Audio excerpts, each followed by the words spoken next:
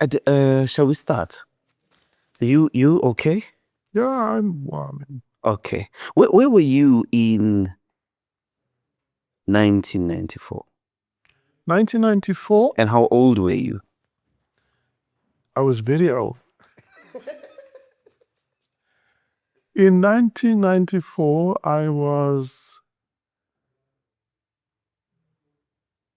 transitioning from Kendal Power Station as a production manager to Matla Power Station to be as the power station manager designate and finally the power station manager. You were working for Eskom. Yeah, I was running. Initially, they appointed me.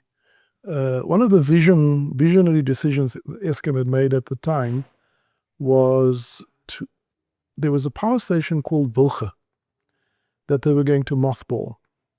But then one of the leaders, and I thought it was quite visionary, said, why don't we, before we mothball it, we use it as a training power station to train young engineers and operations staff and maintenance staff in a safe environment.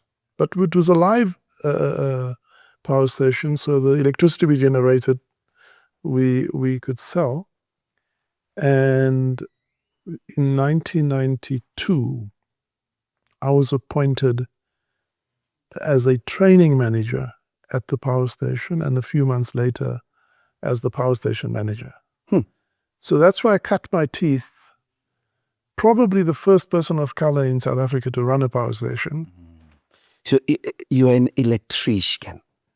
I came through the apprentice route because I couldn't afford to go to university.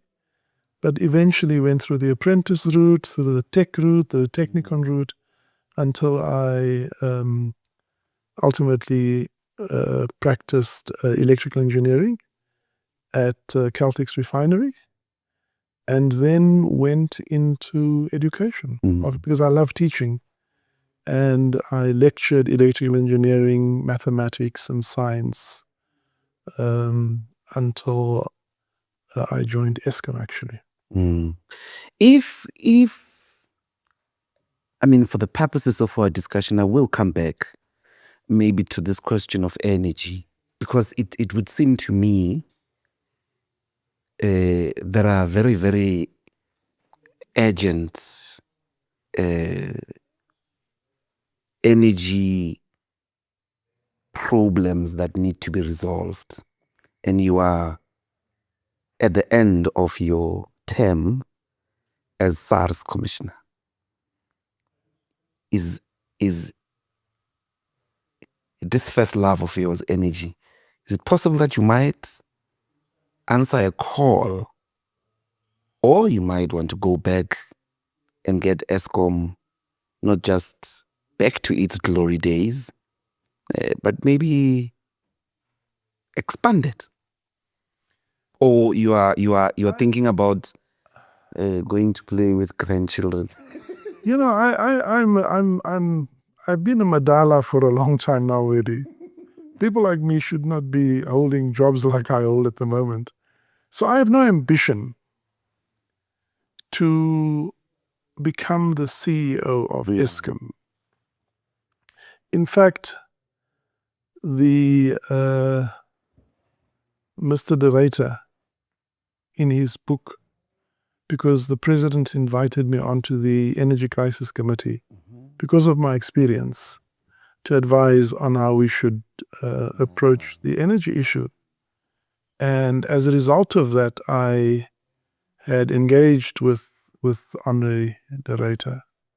And in his book, he actually alleges that I was interested in his job. God. Which was part of the bigger pathology that I think guided him in his work. I had no interest. My love for this country has always taken me to where I think I could add. But if you wanted it, you could. If I wanted to be the Eskom CEO, you would have been him. I could have ensured that I was that. I think I was respected in the industry. I was respected by those who would have made the choice. But I had no ambition to go back to Eskom. Let me come back to SARS. You formed part of what are considered the sort of glory years of SARS.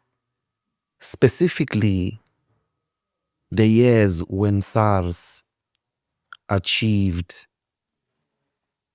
the surplus, which had been recorded for the very first time in the history of South Africa. And somebody was saying to me, you are actually the guy that was responsible for revenue.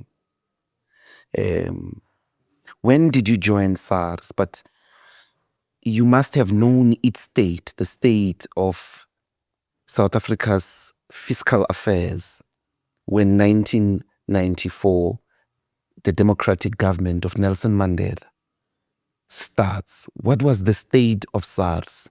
And how did you guys bring it to this institution that became well-renowned, but basically in the hands of blacks, of a black democratic government, achieves what had never been achieved since South Africa was established?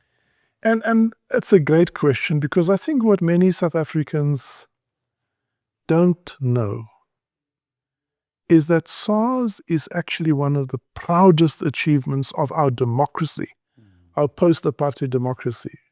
We didn't inherit SARS. When the SARS Act was, in 1997, promulgated, following the SARS Commission that advised that we should take the Department of Inland Revenue, which was then a department in Treasury, and a Department of Customs and Excise, and take them out of the ministries and create an autonomous independent institution under its own statute, the SARS Act of 1997, which was then amended in 2002. It was, and the one credit that must go to the late Pravin Gordhan, it was his vision to transform two inwardly focused, typically bureaucratic, administratively oriented organizations that was labeled as civil service. And we know civil service then was pretty mediocre in terms of where it benchmarked. You know, it was bureaucratic. You had every 2 years you get a grade adjustment whether you perform or not. And, you know, and we then had huge challenges because the apartheid government, you know, their service was oriented to serve a minority with a world-class service, and the rest of us had to go to the back door, the second door, for a lesser service. And so the vision to say that South African Revenue Service must be, under the Batho-Pele principle, must be service-oriented. It must be taxpayer-facing.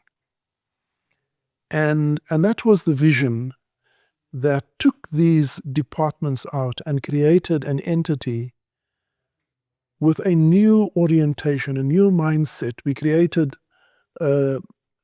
different service centers. We created the contact center. We created the assessment centers, the enforcement centers, but oriented around an outwardly facing, taxpayer-serving organization. And the first phase of modernization was not technological.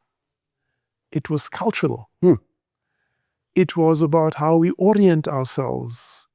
One of the first phases of modernization, under the name Siaka, we are building, created a culture that we are here to serve the public. We introduced notions under that leadership of a higher purpose, which basically said, while we administer laws and we collect revenue and facilitate trade, What is important is why we do it. And why we do it is because of the transformative impact it has. It literally funds democracy. Without a well-functioning revenue authority, our democracy would be unfunded. And by the way, since the creation of our democratic government, SARS has contributed 23.5 trillion rand to our democracy. And we must never take it for granted, and we'll come to that later, because I think some of us still do take it for granted. What then happened was followed by, after the cultural transformation, which was a new mindset and new orientation, followed the Siaka process of the new organizational arrangement that then gave effect to that mindset of serving the public. Through the branches, we now call it service centers, but then the branch networks, the assessment centers, the enforcement centers, gave effect to that, and a new leadership arrangement came in place. And then came the first phase of technology transformation, and it was taking paper, files, and you should have seen the offices. It was we were a paradise for dust mites and moths, and probably also not occupationally the best place for people to work with all of that environmental issues. And I remember the days on filing season when on the eve of the due date, we would receive these mountains of returns, paper-based returns, that we would then have to open the envelopes, stack them out. I remember one night, myself and Tinus Marks, who was then one of my general managers, I was running the taxpayer service network. On the last day, we greeted everyone. The two of us went for dinner, and there was this, after dinner, I said, let's go back and let's surprise the staff. So we went back, the place was quiet, and there were these mountains of envelopes. The two of us started opening the envelopes late into midnight. We opened the envelope, separated it, took all the returns, stacked it nicely, and the following morning the staff came down, and there were these neatly packed, heaps of paper. 97% by 2006 of returns were paper-based. 97%. And we only then had a PIT tax base of 2.7 million. 97 of that we received. And then we forget that it took on average 6 months before you got your assessment outcome. When you got that envelope, we opened it to say due by you or due to you. Yes. It took about 6 months on average. For companies, it took longer. For complex taxpayers, longer, but on average 6 months. And on average 50 days to get a return. If then I had to tell you that in 2025, that 70% of taxpayers would not even have to submit a return, not just paper-based or online, we would complete your assessment using third-party data, machine learning algorithms, and AI. No human being would even touch it. You would have said, I'm smoking something. Yeah. If I also had to tell you that we would reduce the assessment time from 6 months to 5 seconds, you would have laughed me out of the room. But that's what we did this year. And that was the start of that journey. The first phase of transformation was to digitize all the paper, but still have manual processes. The second phase was to digitize the processes as well, so that we had straight-through processing. The phase of modernization that we are in now is not to automate the processes, but to disintermediate it. So, for example, we went from filing a physical return to filing a digital return to now not having to file a return. It's mind-blowing, and it's world-class.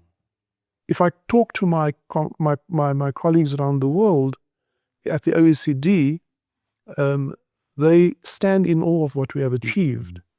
And this is this little country at the bottom of Africa that was created during the democratic government post-apartheid. So it's a proud achievement. And I think it's, for me also, given what is happening around us, and you would be forgiven if you were depressed if you put on the TV or the social media where you're seeing us around us. And I think South Africans have the right to be concerned and to speak out against what we are hearing. And even before we know the truth, just the sound bites suggest that there's something fundamentally wrong with our body politic. And so for me, in addition to being a jewel of our democracy, SARS is also a beacon of hope, because it tells us, firstly, what we can do under the democratic era, and secondly, it is possible to rebuild it once someone has tried to break it. Let's go to this process before, just after democracy you were describing. By the time you arrive at a surplus, it's not told much, that story, that 2007 South Africa arrives at a budget surplus for the first time in its history. But what did it take? What did it take to build an institution? The Americans, I mean, they can dream of a surplus, or they'll never. I mean, it's a really technically superior thing that you guys achieve with a completely new organization that you had built from 1997. And by the way, we can do it again. So what happened at the time, part of the orientation was we were, and I listen to the name, the receiver of revenue, which literally means we wait for revenue. We wait for people to submit their returns. We wait for people to come and register. We wait for them to make payment. We weren't a collector of revenue. We were a receiver of revenue. In fact, many people still call it the receiver. And so we had to bring a new orientation to say, actually, our job is to collect revenue, not only to receive revenue. So how do you build a machinery that can collect it? When I was appointed for the first time, I was then in banking, financial services. After I left Eskom, I joined First Rand Bank.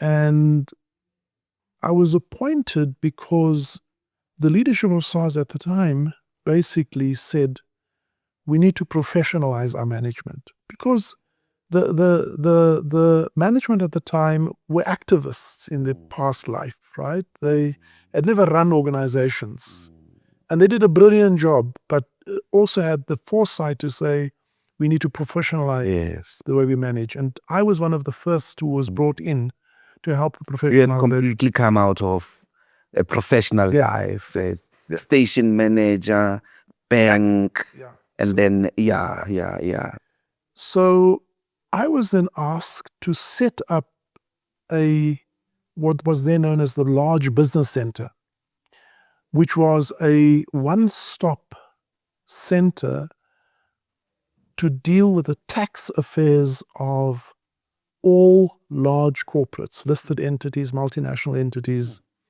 and to create a one-stop service, because that came out of the taxpayer-centric view that says, if you think about it as a business, large taxpayers are actually valued clients, right? They give you the biggest buck of revenue, but they're also the biggest risk if they don't pay. So how do you build an engagement model that leads them to be more compliant? And there are three things you have to do to get voluntary compliance to emerge. The first is, don't try and catch people out. Help them understand their obligations. And that gives birth to the idea of taxpayer awareness and taxpayer education. It gives birth to the idea of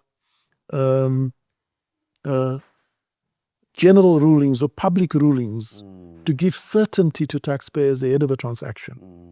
So that's the first principles of clarity and certainty. Don't try and catch people out. The second principle, and these are deeply rooted in behavioral science. The second principle is, don't make it difficult for them to comply. Yes. Make it easy. And that gives rise to the concept of service, which is the second principle of voluntary compliance. How do we help you comply? And that's through the engagement model that we build. And only the third principle is enforcement. And even then, we use the word responsible enforcement. Because if you don't enforce responsibly, my father, bless his soul, he's looking down on us now. When one of us was naughty, he gave all of us hiding. So the naughty ones felt, well, it's okay because we were going to get hiding anyway. And those of us who were nerds and more obedient says, doesn't matter if I'm obedient, you're going to get hiding. So you have to differentiate between good and bad behavior. And so enforcement has to be responsible and give those who comply a world-class service and unapologetically throw the book at those who don't want to comply. And so that was the model we approached. And so specifically following a segment approach, we said, let's deal with large corporates, understanding their complexity, their value, but also their risk. And then we deal the same with the wealthy individuals, because wealthy people have the means, as do corporates, to organize their affairs, to mask their wealth, and to minimize their taxes. And so I was brought in. So I came with obviously some ideas about how we could do that, and started building those practices and building more cordial relationships with taxpayers and following those three principles. When it came to the end of the year, to start making sure that we achieve those estimates that the minister had set for us, we then said we need to have an outreach model. So we would draw up lists. We would make phone calls. Ahead of time, I would phone a large corporate, speak to the tax manager, the CFO, say, you have a big provisional payment coming up. Can you give me an idea of what you're going to pay? Because I've got an Excel spreadsheet here that I need to fill in. Or if they said, well, we're going to give you 200 million, I would say, but why? Last year you gave 280 million. Something happened in your business. And you start that engagement, which then creates an awareness, but also just a subtle nudge. I remember on the last, so I then became responsible for the revenue program, first of the large business center, and then Praveen then asked me he said, I like what you're doing there. Can you do it for the whole organization? And he appointed me as the chief operating officer. And one of my roles was then to manage the revenue drive. And it was about outreach. It was about, I was proud on the last day of the year, because we have a cash accounting system. It's the only organization in South Africa that can announce its results a few hours after the last day. And by 11 o'clock every day, send a SMS to the commissioner and the minister to say, this is how much money we collected yesterday. That was the intensity of our machinery. And on the last day, after making all of those calls, I would go to the commissioner on the last day and I would say to him, Commissioner, today we have to collect 28 billion rand, or whatever the number was that, and here is where it's going to come from. And then we would, throughout the day, make those phone calls. By 12 o'clock, we have the result. Then we start worrying. We phone you. Do you remember in 2007 when... And so that's how the surplus came about. Yeah. But do you recall that moment? Yes, we would be in that... Were you aware that it's historic? Yes. We created a engine room where we would have dashboards, TV screens up. We would track everything. We would call the banks. We would phone the corporates. We would phone taxpayers who made promises. And by 12 o'clock, by 3 o'clock, by 9 o'clock, at midnight, we would ring out those last things and knock the things to see what other money is going to fall out. Because when the clock strikes at midnight, that's it. If you collect the following morning R1 million, it doesn't go into the till. And then by midnight, we would sit there and we would now make our final calculations, count up all the money, see if we've accounted for everything, work through the night. By 9 o'clock tomorrow morning, the first day of April, we would then prepare this go to the commissioner, say, this is the final revenue. We would prepare his notes. We would prepare the notes for the Minister of Finance. And by 11 o'clock, we would make the announcement. It was, you forget about tiredness, you're on adrenaline. But the point I wanted to make, we had to change the orientation from being a receiver of revenue To a collector. to be an active collector of revenue. And now, 20 years later, we have refined that machinery even more. Here's, I know you're a nerd like me. So here's a stat. In the first year of our democracy, 1994, the total tax collected was 114 billion. Last year, in the last 2 days of the year, we collected 120 and almost 130 billion. So in other words, an entire year's revenue in 1994, we collected in under 2 days last year. I see. In under 2 days. Under 2 days, we collected 130 billion. You are in SARS. I mean, building institutions, it's not easy. Firstly, this is the story of a black democratic government, which by racist terms should have failed. It's not failing. You start an institution from scratch, you put it on a revenue surplus. It's 2007. 2008, the financial crisis, yes. Global financial crisis hits. And SARS doesn't seem to also collapse. You sort of are able to still collect massive revenues. I mean, you have a small shortfall, but it's a remarkable institution. So OECD recognizes you guys as best performers across the world. In your determination, what goes wrong? And it's at this stage that I think maybe the first thing you must deal with for us is why leave at that time? Because you leave SARS at the end of that democratic term of office, which would have been 2009. Yeah. Why leave, number one? And would you attribute in any way the problems that then follow to be connected to the SARS change of leadership? You know, I'm going to be very frank. At my age, you can't make career limiting statements anymore. Okay, very good.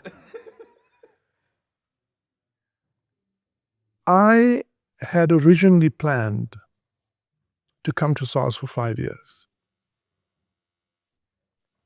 But when I came there, I loved the work, this sense of higher purpose, this notion that we are transforming the lives of people. And I often say this, and it's worth saying it again, that wealthy people can insure themselves against disasters, accidents, fires, pandemics. They can buy private education if public education fails. They can buy private security if they can buy health if public health fails.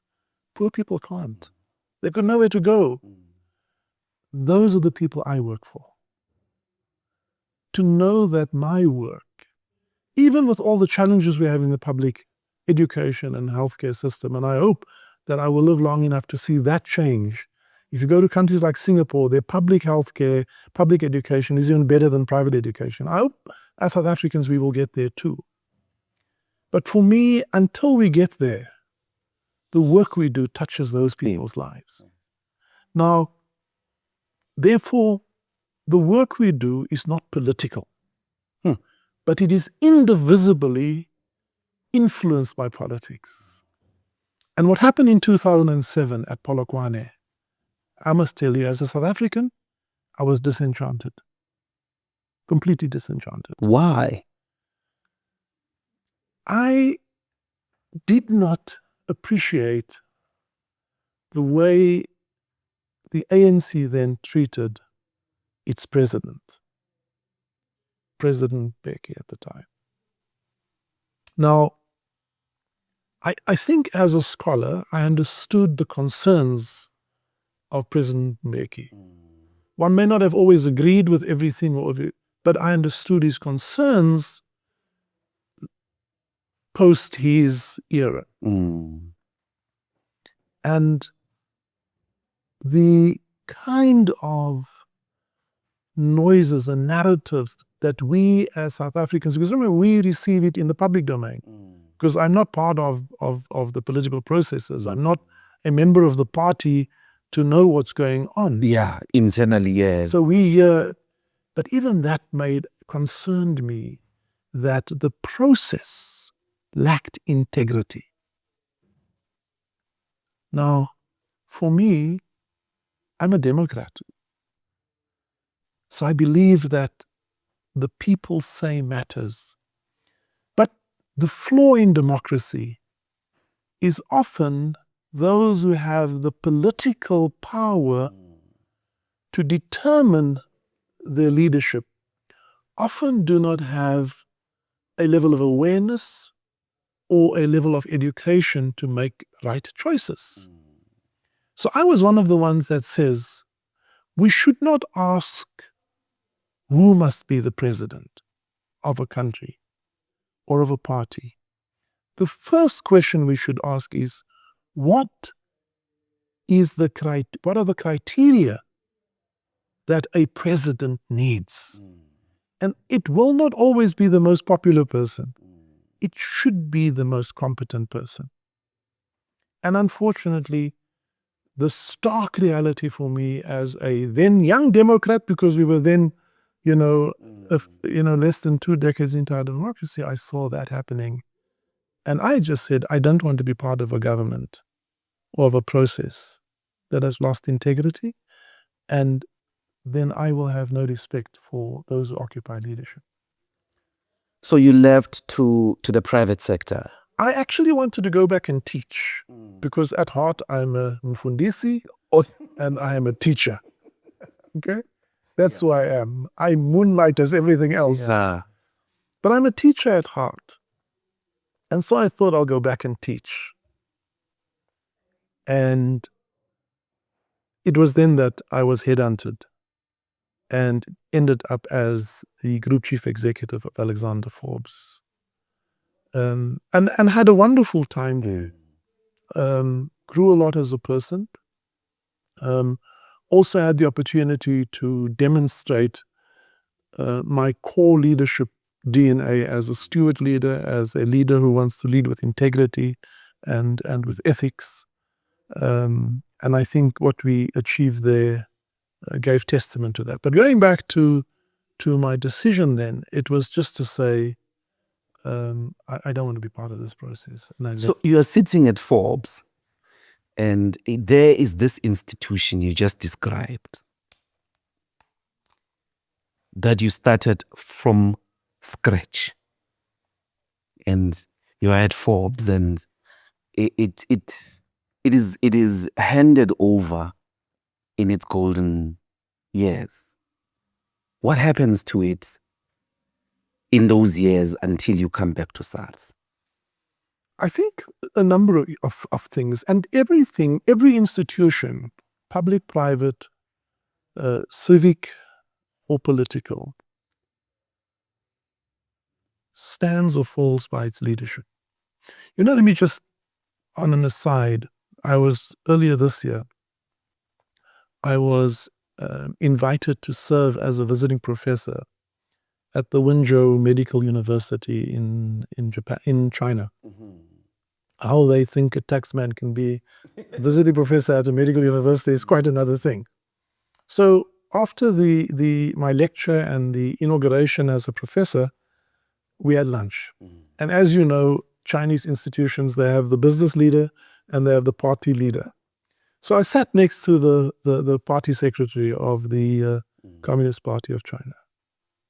And in the conversation, I said to him, I really have so much admiration for the fact that China and the Chinese Communist Party, the word I used was, you are a ruthless meritocracy.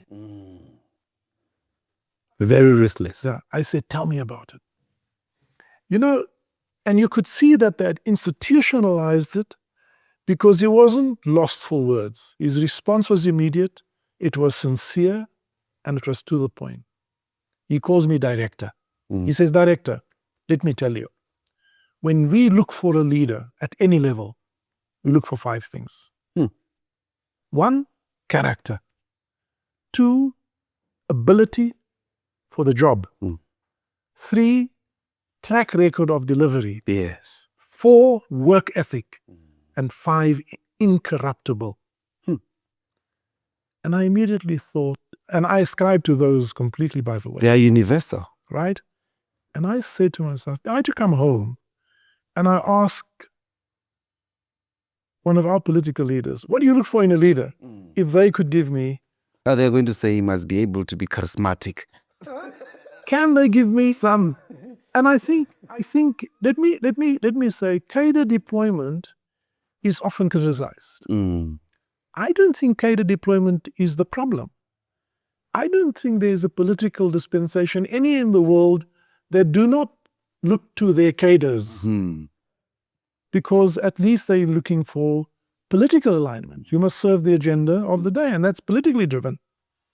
I think the failure of our system is we set political alignment as the highest and sometimes the only criteria when we look for a leader. And we somehow think that because you support our political agenda, you'll be a competent leader. Do you think this attained in those years at SARS? And I think there was a slide of that, unfortunately. And I think it took a inflection turning point in 2014 when the former commissioner, my predecessor, was appointed. Tom Moyane. And whilst again we may have gleaned from the public evidence and listening to the Nugent Commission our own conclusions, for me, when I received the Nugent report and I read it, it confirmed our concerns. And this was what we confirmed through the report. 1, that the appointment of the then commissioner served a corrupt intent. And if you look at all the processes leading up to it, including meetings with the consultants in preparation for that, they knew a year before the appointment who the new commissioner would be. And they trained him. And they started working with that person. And so the Nugent Commission report says that that was what drove, and the leadership who came in assumed that they could use it to serve their own interests and not the interests of the democracy. They further reported that because of a number of things, and I'll come to those things in a moment, there was a breakdown of governance and integrity. How did that come about? Firstly, what I call this fake organizational review conducted by the consultant Spain, and this badly advised IT review conducted by Gartner were used to almost give legitimacy to the organizational reform that then followed. What were some of those reforms? Firstly, tried and tested organizational arrangements were dismantled. I told you earlier, I came to set up the large business center. They dismantled it. They dismantled the high wealth unit. They dismantled the high court litigation unit. They dismantled the anti-corruption unit. So organizational arrangements that were tried and tested, because remember, we benchmark ourselves against the best in the world. Yes.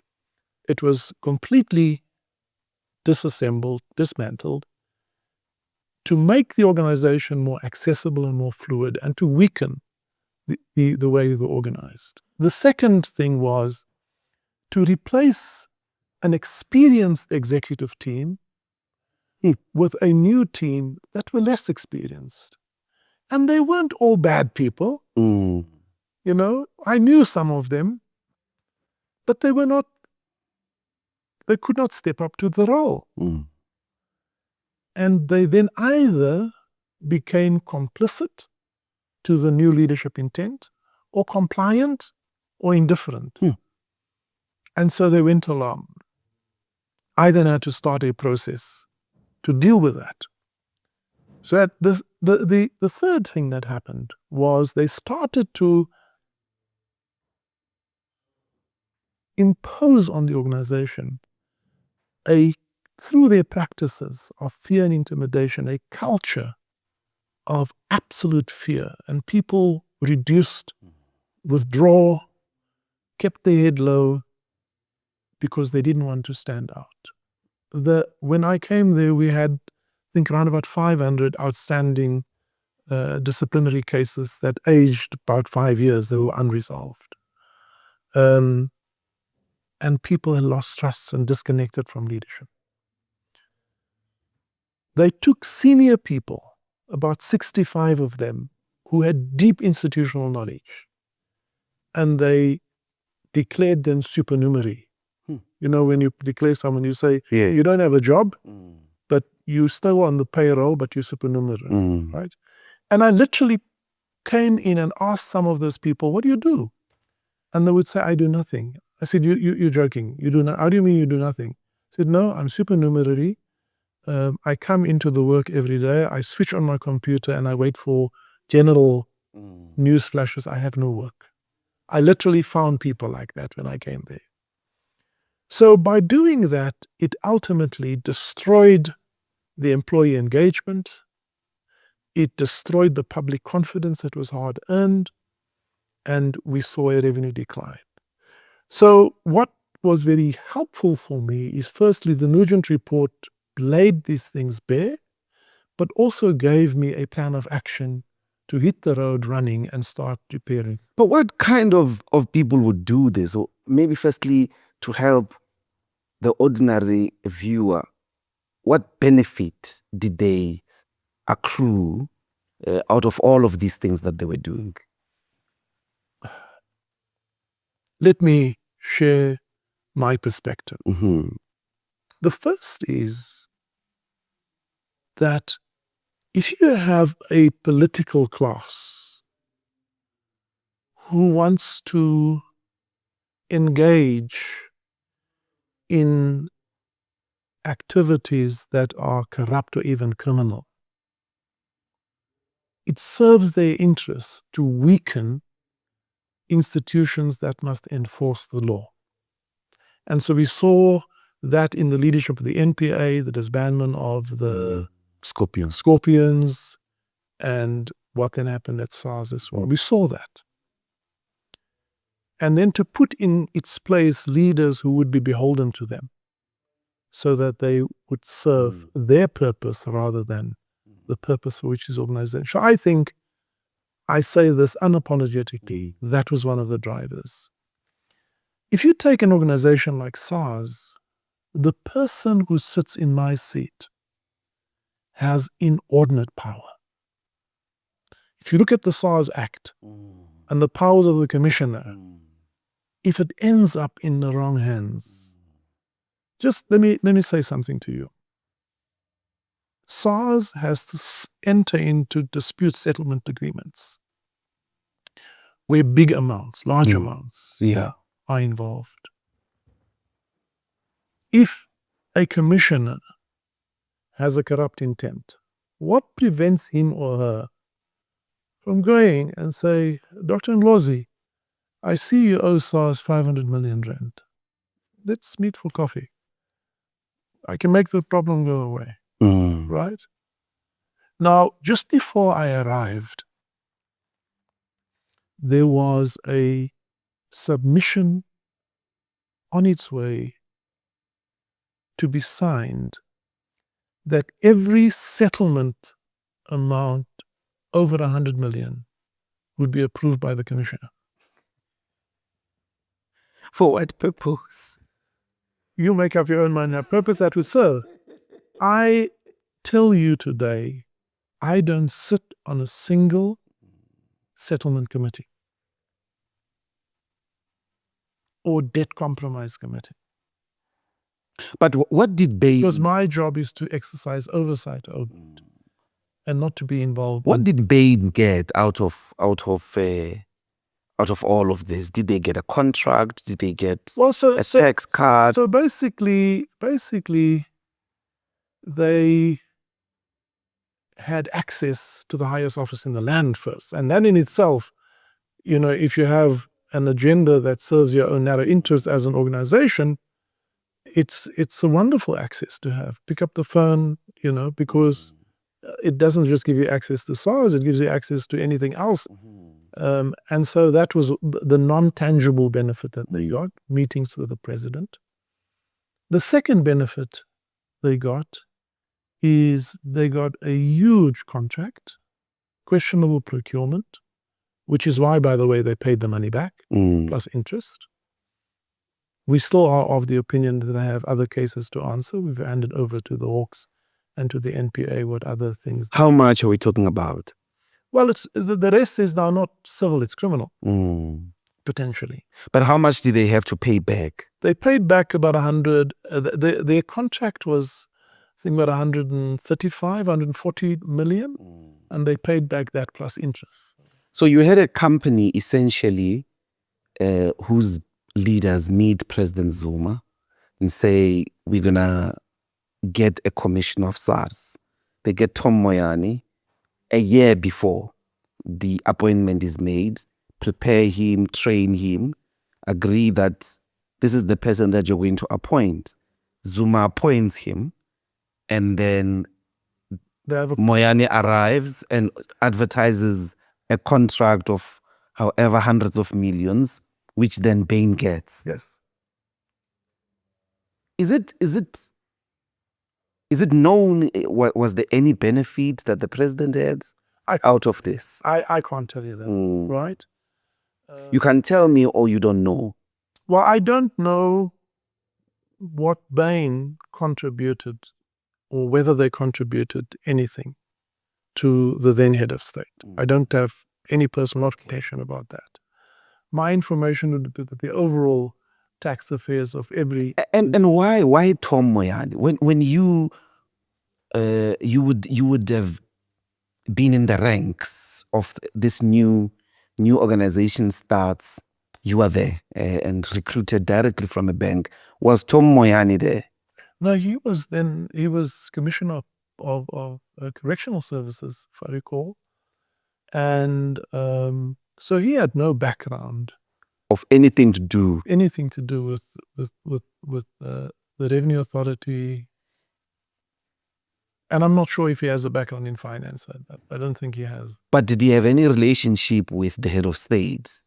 Any known relationship? I don't know that. Yeah. I don't know that. But obviously, if one has to draw any inferences, there must have existed a prior relationship that made him a preference for the commission. Because I was outside of the system, but to my knowledge, the then Minister of Finance wanted to start the recruitment of a new commissioner, had engaged a executive search agency and then was told, but that's not your job, that's my job.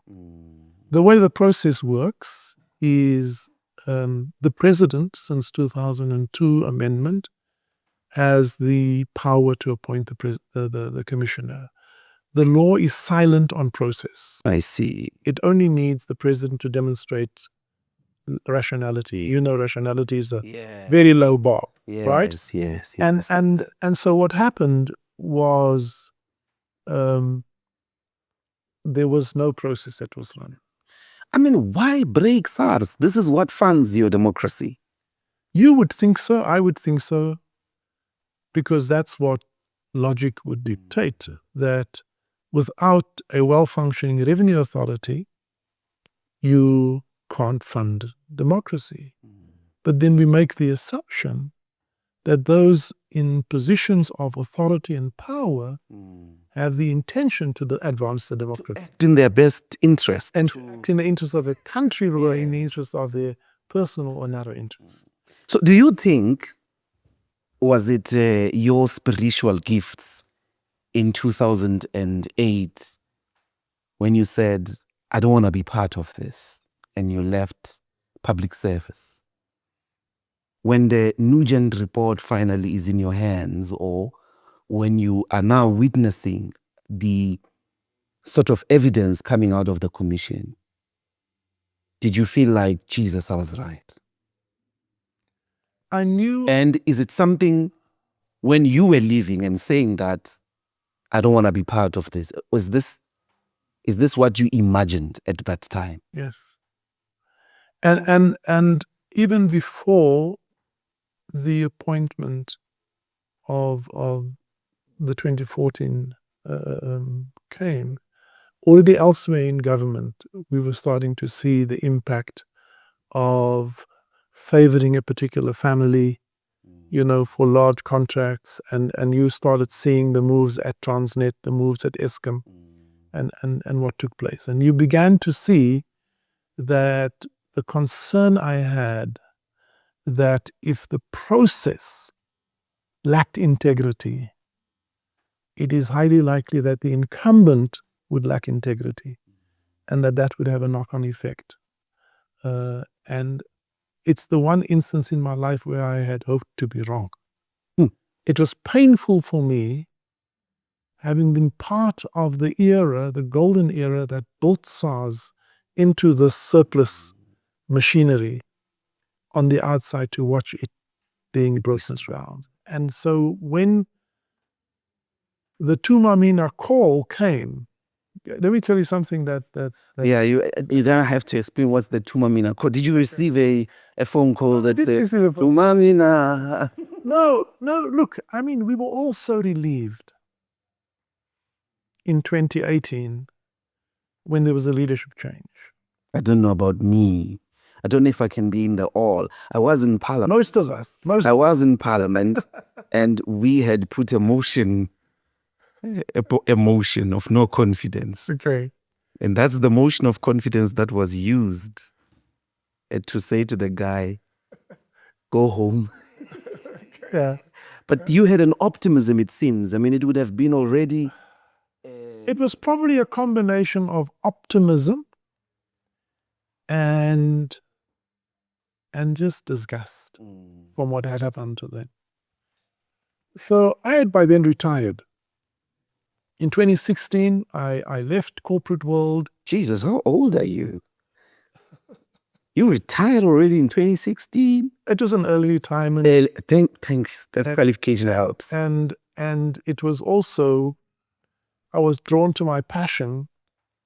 I had by then made some investments. I see. So I wanted to manage my own investments, and also one of the investments I made was in a small university, and I wanted to get involved in teaching again. So because that's my primary love. The sheer election of Ramaphosa revived your interest. It said to me, I am not a good spectator. I want to be in the ring. And I felt the pain of being outside of the ring for almost a decade and seeing the demise.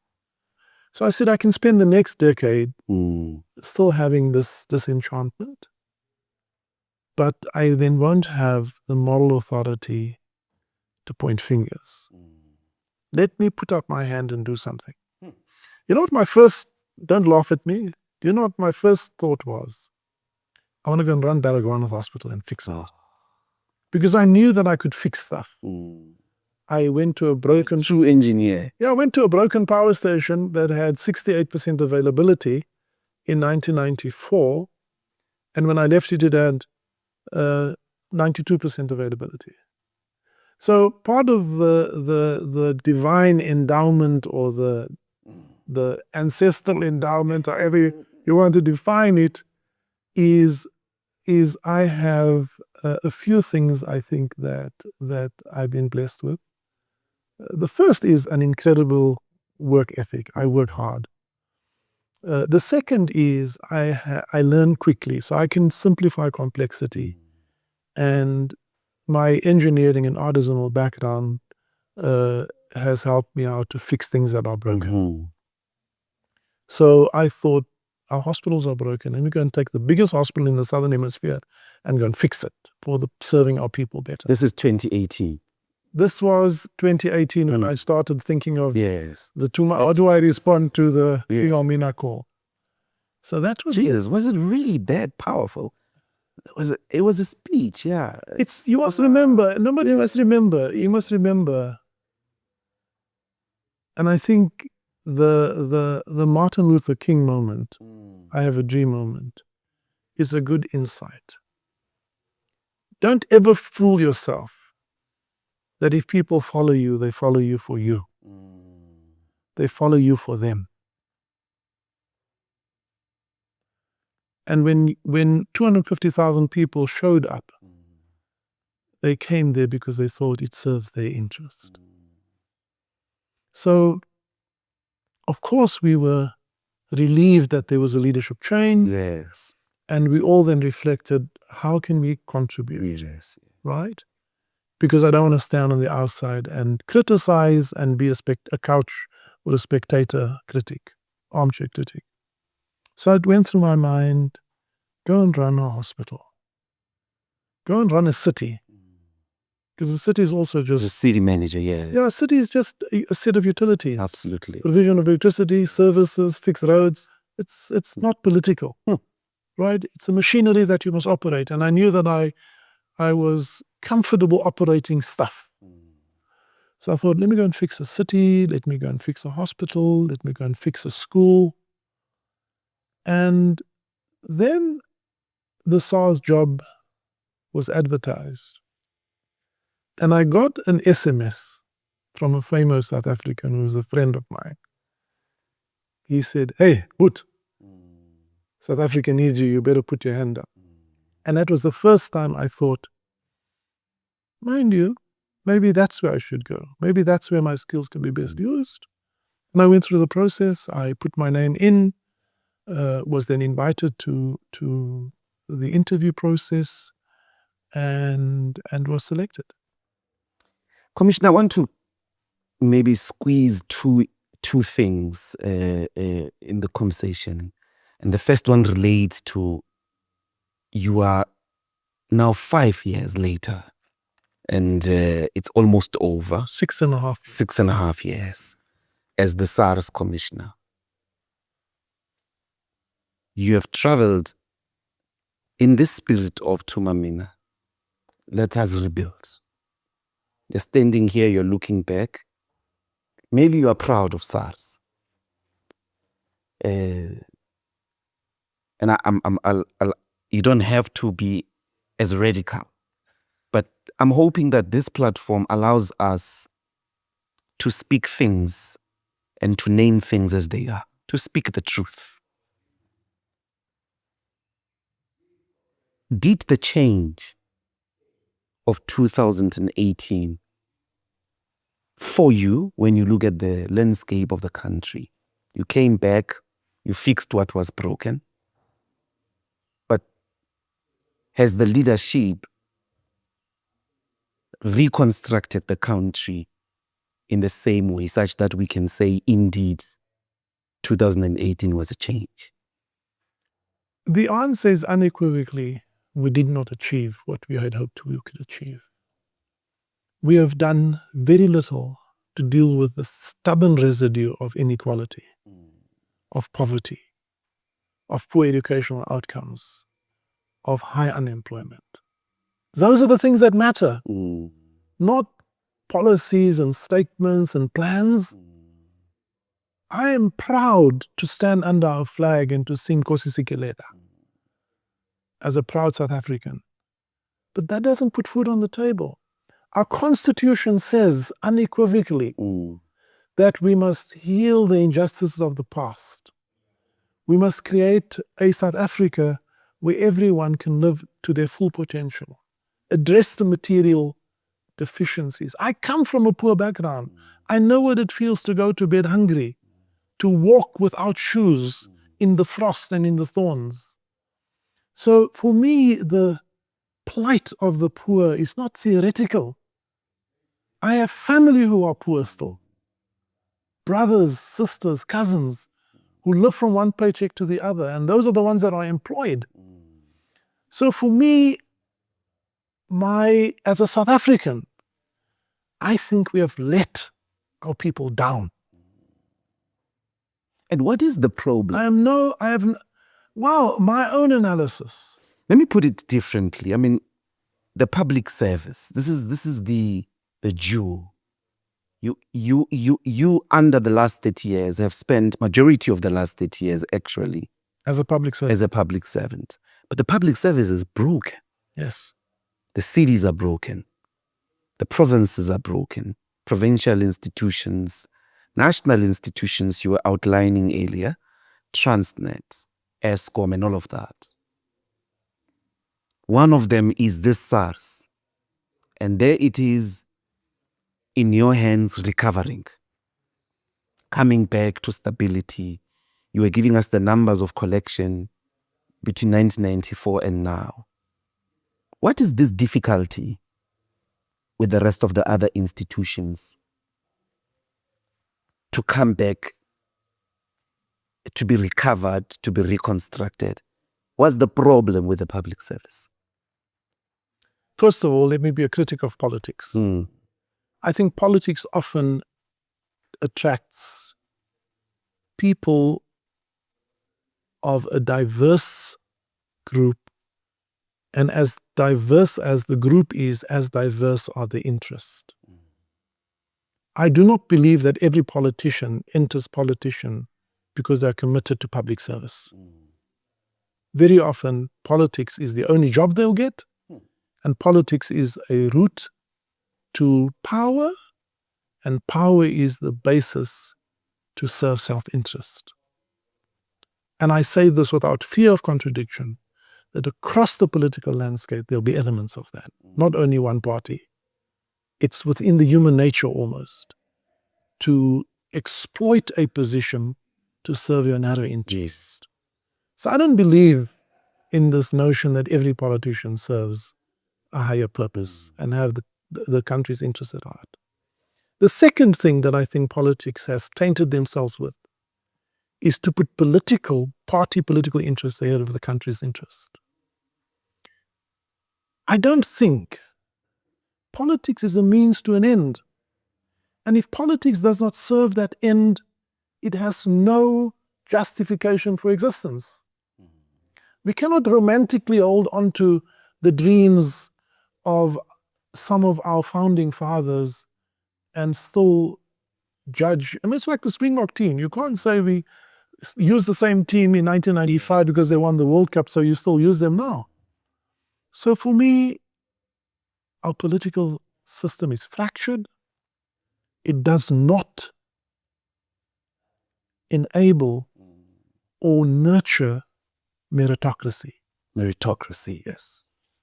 And by the way, that's a choice. That's a choice. Let me tell you, if ever I was crazy enough and started a political party, I'm a Democrat, so I believe the people's voice matters. But what you put to them as a choice is your choice, right? What you put on your list is your choice. In our current democratic arrangement. We don't have constituency system. So, and this is where I learned from countries like China and Singapore, where it's the same. If I'm recruiting for a CFO and I have a poor system of identifying a pool, I can only do as well as my pool. If I have a poor pool... You think our politicians, the political leadership in charge of the country now, is not meritocratically endowed? They have less... There is no institutional arrangement that ensures that. So what it means, you can have a brilliant Dr. Ndlozi enter politics, sharp mind, committed, or you can have someone who do not have the strategic or the capability. And I'm not talking of qualifications here, right? Because qualifications, you and I know, is not the best arbiter for competence. But it's a start. It's a good start. I mean, look, I have more degrees than the average person, so I'm not anti-politics. Just to do politics, Commissioner, you get in Parliament, it's documents. Yes, you got to read. You got to be able to read. You actually write a comprehension test for the rest of your life. Yes. You remember you read and then you do a comprehension test. I do. And then after the comprehension test, you must be able to have critical skills. Yes. Which are actually not natural. They're not natural. They're not. You got to go to school. Skill has to be developed. Yeah. So I'm not anti that. I'm saying is we need a different institutional arrangements that ensures the crop from which we choose the 400 ensures that the bar is already raised. By the time you are elected as a member of parliament, by the time you are elected as a member of the executive, and by the way, also on the administration side, you can't be appointed as a DG because your minister happens to like you or wants you, or you have a long history as a struggle activist. I'm not saying those things don't matter, but every job has a requirement.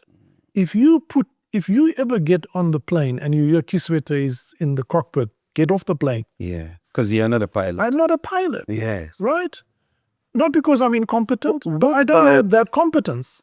The president has been the president for over 8 years now. Why is he not getting this right? I can't answer for the president. He would have to answer that for himself. I believe, in my mind, that even though constitutionally the president of the country has power, politically he does not have. And politics is the art of the possible. You have to persuade, you have to bring people along. And I think that's often where the institutional power that an office has is diluted if you're also trying to appease a political process. So when you look at, and this is the final question I will ask, at the story of General Mkhwanazi.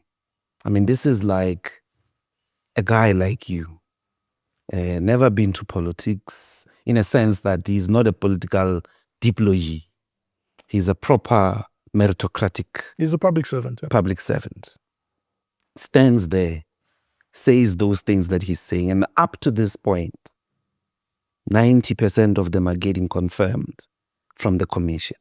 These are public servants. Masamula, Mkhwanazi, they're the guys that enforce the law. They're guys you're going to call at the end of tax compliance when I'm not coming to the party. And we are told these guys are embedded with organized criminals. What do you make of that entire police criminal justice system scandal in our country? So sitting at SARS, you hear all of that. You're the tax collector. And the guys are telling you, the cops, that no, the national prosecutors work for criminals. The judges get bribed to give bails. I mean, you're not going to be able to get a court order for a criminal as SARS. What do you make of this situation? Is it the announcement that finally we have become a mafia state?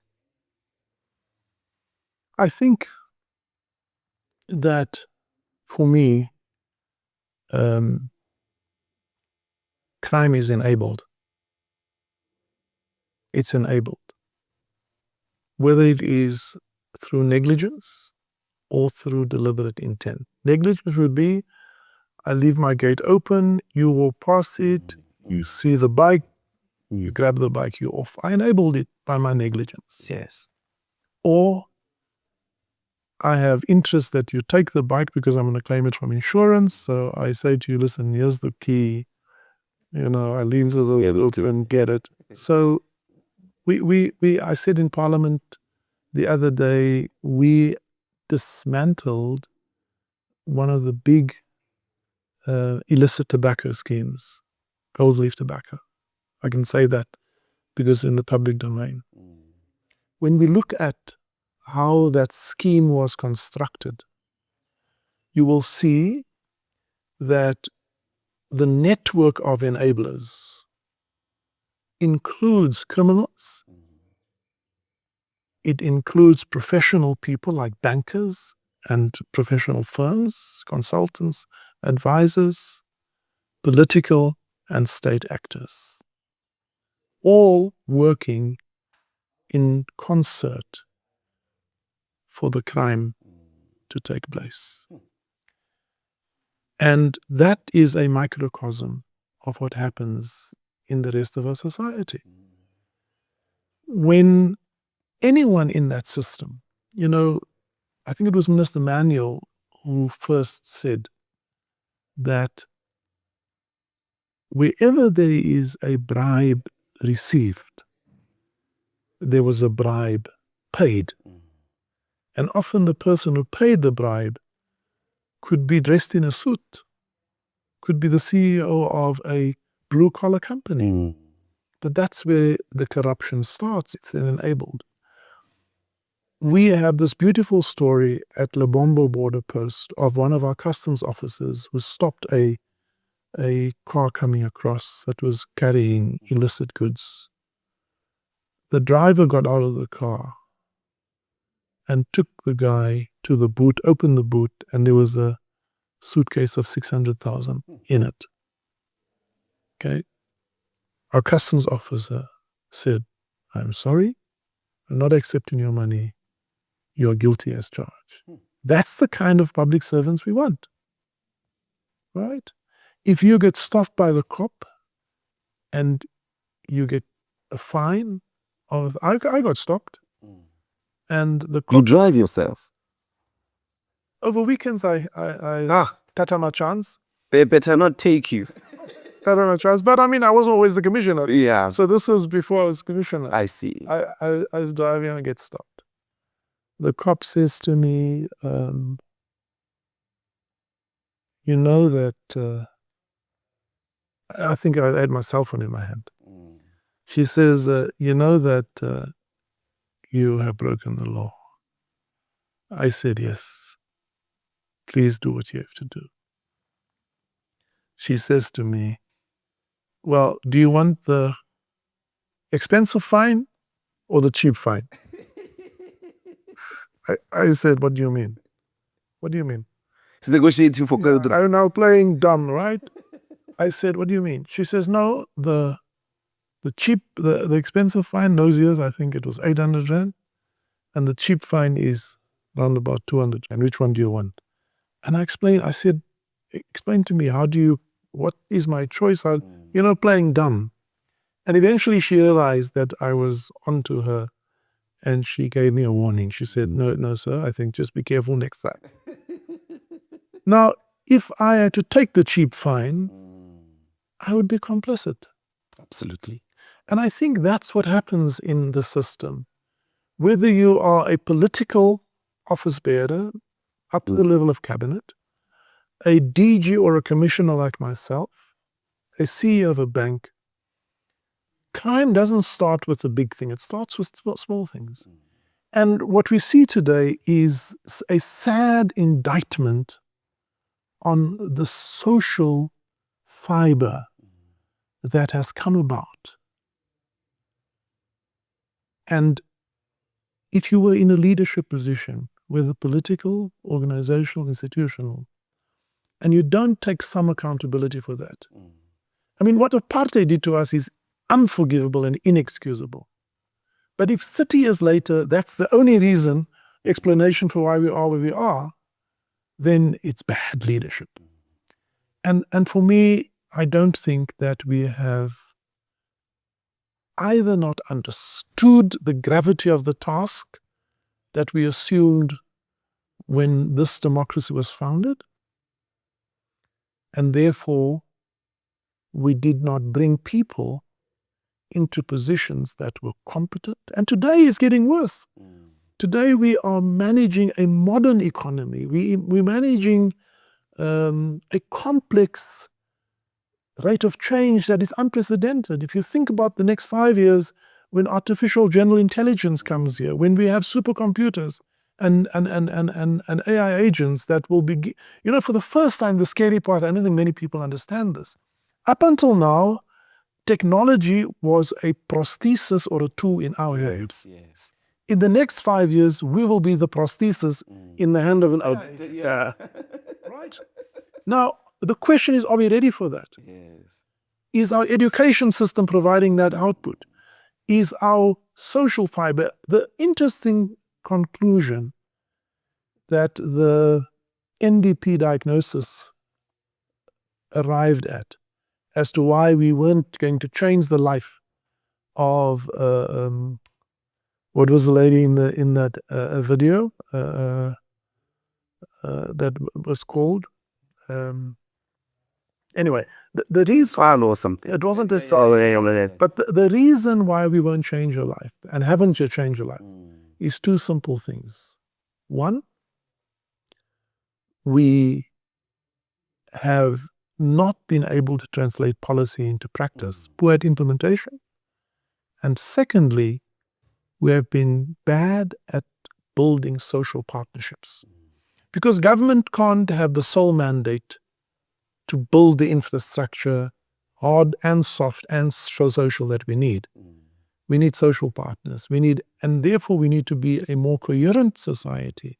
And I think at the core of everything is we do not have the social cohesion that is required to be the democracy that our constitution promised. You were at Eskom as the final question, as I said. And you had something very interesting about the assessment of Eskom, which I found downright controversial. But I don't know, I wonder if you would be able to repeat that. You were at Eskom from 1992 and then to around 2000, before you came to... What do you make of Eskom's performance in those years? When people say that black people can't run a democracy, they forget that we have some jewels that came about during this last 30 years. I want to speak about another one. I spoke about at SARS as a proud achievement. Eskom, until the early 2000s, was another one. I want to remind South Africans that the Eskom that we inherited in 1994 was not a globally admired utility. It wasn't world class. In fact, when we went through the archives, we found a business plan that said that by 2000, Eskom would achieve an availability of 82%. Energy availability factor. Yeah. Because that was the vision of the leaders then. Well, by 2000, we had an availability of over 90%. I was a young power plant manager appointed under this administration in 1992, inherited a power station that was at 68% availability. And by the time I handed over to my successor, it was at 91% availability. And so Eskom, for the first decade of our democracy, is another one of our proud achievements. But you asked earlier, what brings us about? I think firstly, in Eskom, we used the term, keep the politicians out of the engine room. They must enable our work. They must support our work. They must create the right framework. Keep them out of the engine room. And I think that applies to everything. When there is political overreach, when there is interference by political actors, it creates a situation that begins to blur the lines of accountability. Secondly, also in Eskom, you have shareholder, which is government, you have the board, which is governance, and you have the management. I find that there's often a blurring of those accountabilities. If I'm the CEO, appoint me, but then empower me and fire me if I don't do my job, or reward me if I do. Why would you buy a dog and then do your own barking? Huh? And do you think the minister, in the description that General Mkhwanazi and Masemula have made, you are a commissioner yourself, do you think that was political overreach? I can't answer to that. For me, there's a couple of things. Actually, the former commissioner is very convinced that and I think I'm aligned with that view, that I don't know whether it was regular or irregular, overreach or not, but he makes a very important point, that regardless of how you would frame it in governance terms or in legal terms, in governance terms, it doesn't pass muster. Because what would have been required was consultation with an interministerial committee, consultation with the bureaucrats, the administrators, and a serious trail of evidence that demonstrates the application of mind that might very well have come to the conclusion that this organizational arrangement is no longer effective. A new one needs to put in place. But then get out of the way. Right? And I'm kind of more aligned to that. But I will also, like all South Africans, hold my judgment until the end. For me, the more important benefit of this process is not to determine whether the minister's action was legal or illegal. That will have its consequence. For me, the greatest benefit that we're getting through this process is an expose of how infiltrated our institutions, political and state, have become with criminal networks. And that, for me, is a tragedy, and there must be consequences for that. SARS, as it stands, you are proud. There are no gangs in charge of your bureaucrats there getting massive tax cuts. You are confident that that institution has returned to a reputable integrity level it was in the first decade. I would never say that without caution. I'll tell you why. Every institution in society, public or private, consists of ordinary people like you and me. And therefore you have the distribution. So within SARS, we will have, at a political level, ANC supporters, EFF supporters, ANC Faction 1, ANC Faction 2, good Action SA, and somehow their political allegiance is to them. And when they don't balance that with institutional integrity, those people are exposed to become instruments of a political agenda. And I don't think SARS is any different. What we do as an antidote to that, to immunize the organization, matters. So, and if we had more time, I would take you, because we've been very intentional in how we achieve that. Starting by exemplifying unequivocally what we stand for. I wrote a letter to our staff on day one so that they were clear where I stood on everything state capture, what they could expect of me, what I would expect them of them, and what they could hold me accountable for. Our people program is very intentional to change the ethos and the culture. The hardest thing to change in an organization is culture. I'm proud to say a few things suggest that we are on the right track, but I personally would say we are not there yet. What are the insights? So financially, we have had a 7% compound annual growth rate in revenue in an environment where the normal GDP was 5%. We have had a 4 percentage points improvement in voluntary compliance. But the real encouraging factors is taxpayer services in 2019 was 54%. Today it is above 87%. Taxpayer trust as independently surveyed was 48%. Today it is 75%.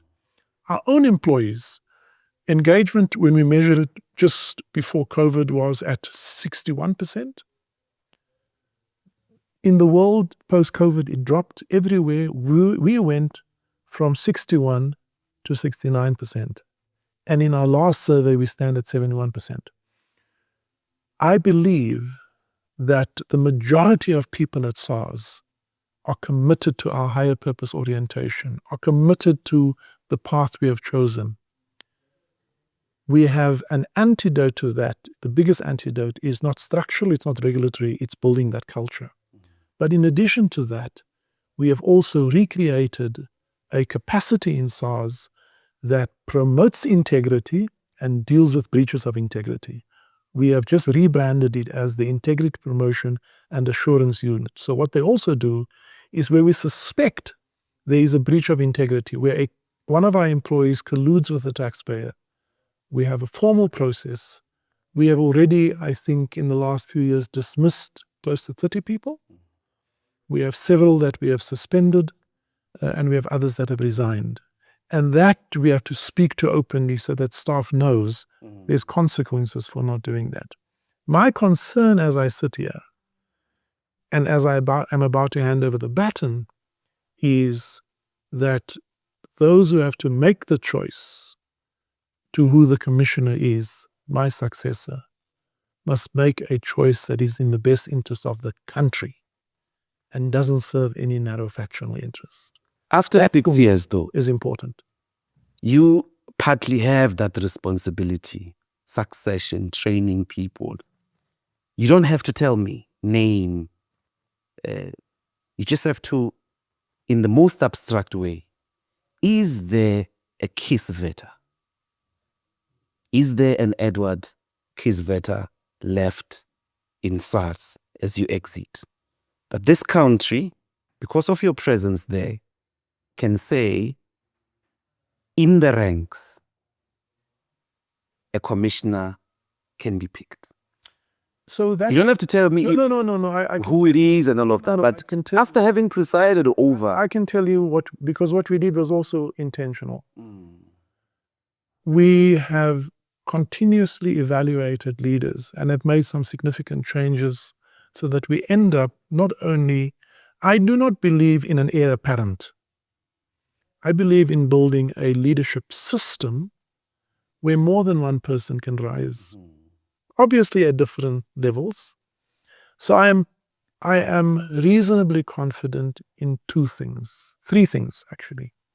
The first is that we have enough depth of institutional integrity throughout the organization, 14,000 people, to be immunized against an external influence to take the organization back.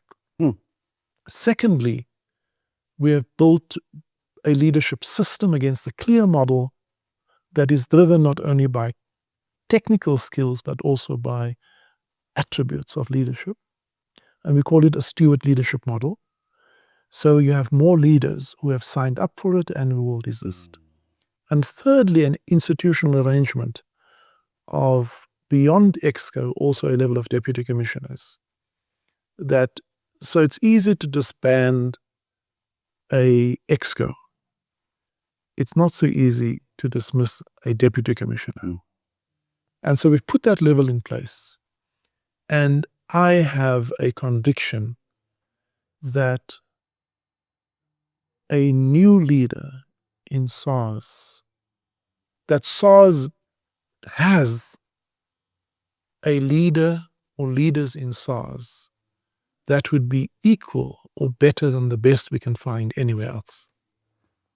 Thank you so much. That comforts all of us.